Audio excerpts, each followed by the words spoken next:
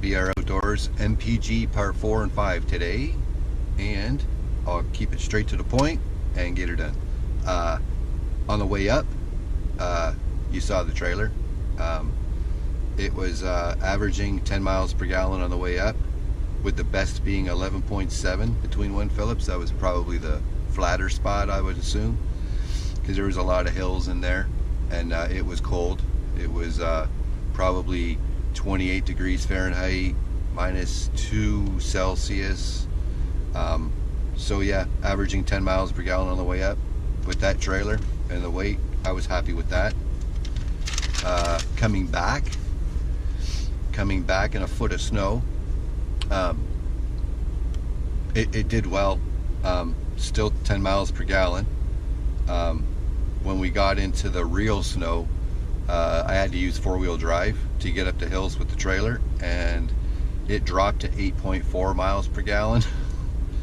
And then once we got through that heavy part, the highway was closed ahead of us, so we just stayed overnight in a hotel, and then we carried on the next day, and it went back to 10 miles per gallon. The best on the way back was 11 miles per gallon, and so I was happy with that.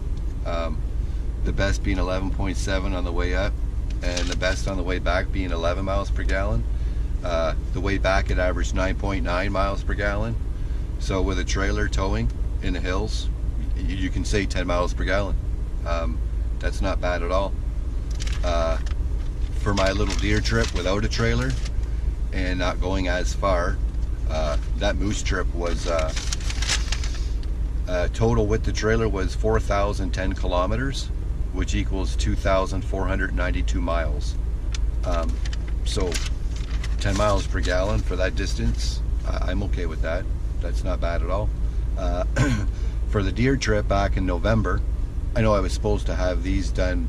If you follow the playlist, the MPG playlist, I was supposed to have this done November with the conclusion in December, but I misplaced all my receipts for the moose trip. No bullshit. So the deer trip in November of 2017, it did better without a trailer, obviously.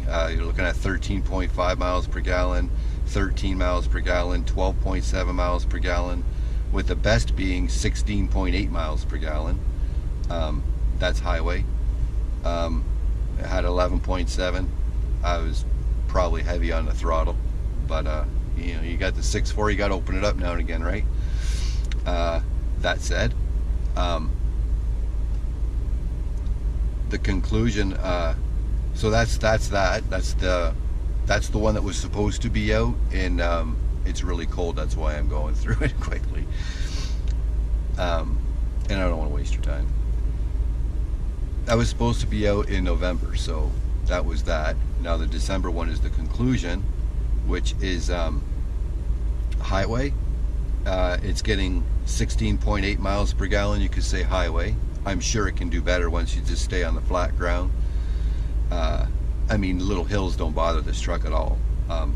Some hills without a trailer, without it, guys with power wagons know, if you got your cruise control set, it takes an awful steep hill to get the thing to bog down a bit. Mixed city highway with this truck, I'm getting 13.5 miles per gallon. Still not bad. And MPG city with this truck is 10.5 miles per gallon. So I'm happy with that.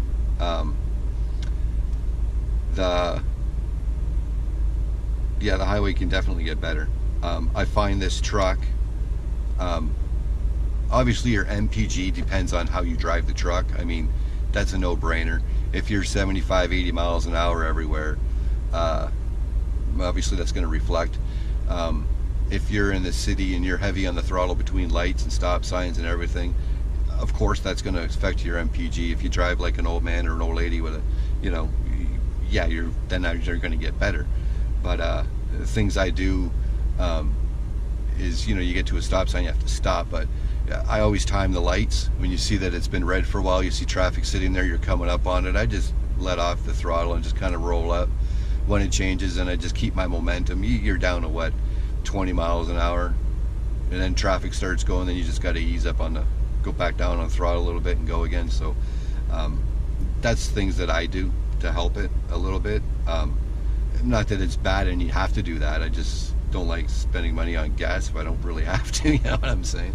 So yeah. So overall, for the Power Wagon, for what it's getting, I never really did this with my other truck, the 2012 Ram 1500 that I had, the SLT 4x4. But for what we did on the Moose trip, dollars and cents, comparing to this truck with a heavier trailer and a heavier load, I mean, if you got a 1500 and you don't want a 6.4 Hemi because you're worried about gas, well, honestly, it's not that much more. That trip only costs like $150 to $200 each way more for having a Power Wagon. And when you're on a long trip like that and you're splitting it with somebody or two other guys like I did, it's not bad. There'll be a trip coming up this year that I'm going to do, because I am not planning on going moose hunting this year, so I'm going to go and do a little hunt on my own up, well, not that far up, but about a quarter of the way up. I plan on doing a trip on my own to do a solo hunt for whenever I come up with, I don't know if it's going to be birds, deer, I don't know what it's going to be, but I'm planning on going up to do something like that on my own without a trailer, maybe just the four-wheeler. But yeah, so that's the MPG part 4 and 5, the conclusion. The conclusion is, if you want a Power Wagon, you're worried about gas, it's not really that bad. It just depends how you drive. This truck likes 60 to 65 miles an hour is where you're going to get, where it's going to, you don't want to go over 65 miles an hour with this truck. That's the bottom line. That's straight up honesty. I noticed the eco mode in this truck, where it goes down the 4-cylinder, after 65 miles an hour, you're all late. That's why this truck gets a little harder as you go faster. I noticed that eco does not come on when you let off or go down a hill when you're over 65 miles an hour. So keep her around 60, 65. I know there's some speed limits in the United States that are 70, 75 miles an hour, but I also noticed there's minimum speeds. Yeah, okay, you look like a dial tone, but hey, it saves you money. Why not? And I find that when you're speeding, you're not getting anywhere any quicker. I'm a truck driver, and I did an experiment with a transport. When I left Michigan, got into Ohio, transport speed limit is 55 miles an hour. And we all used to run 70, 75 miles an hour through there with the CB on, looking for where the cops are and everything.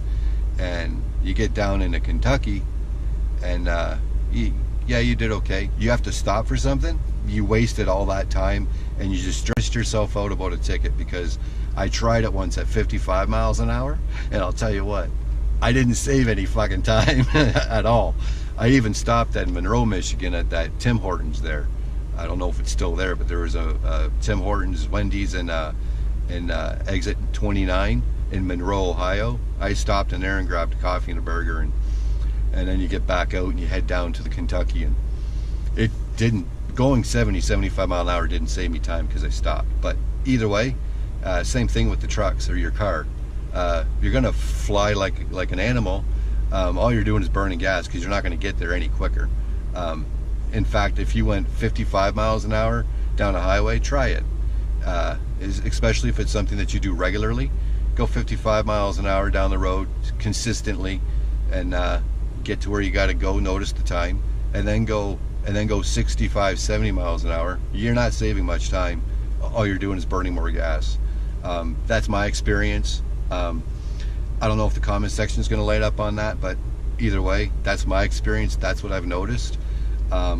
So yeah, anyone looking for a Power Wagon with MPG being a concern, I mostly drive this truck city. It's my daily, and I'm okay with to have this truck and get 10 miles per gallon versus my other truck that was probably getting 12 to 14. I'll take the Power Wagon any day. This is an awesome truck, and being an outdoors person and needing something that's going to get me out to where I want to be, this is a no-brainer.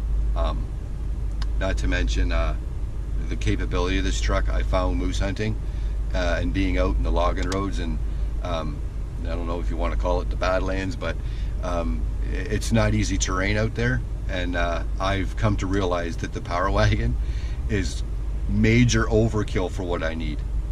But if I need it, I got it. So if I get myself in a situation where, you know, I'm by myself and I got a winch, so I'm good. As long as you got something to hook it to, you're good.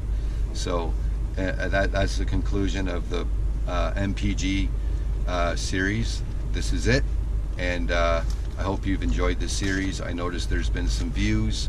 I've gotten a lot of comments. Other Power Wagons we're pretty much in the ballpark. 17 miles per gallon, 15. I've even seen 19. I'm going to try for 19. Our speed limit here in Ontario, Canada is 60 miles an hour on the highway. So I'm going to try it. I'll set her at like 50, 58, and I'll just let her coast down the road there like an old man, and I'm just curious what it's going to do. So yeah, that's the conclusion. Thanks for watching the series, and more videos to come in the future. I'll probably touch on what is getting once in a while for what I do here and there. So that's it for that, and thanks for watching. Thanks for being patient for the MPG series. I know it's late, and Happy New Year, and we'll see you in the next video. Thanks.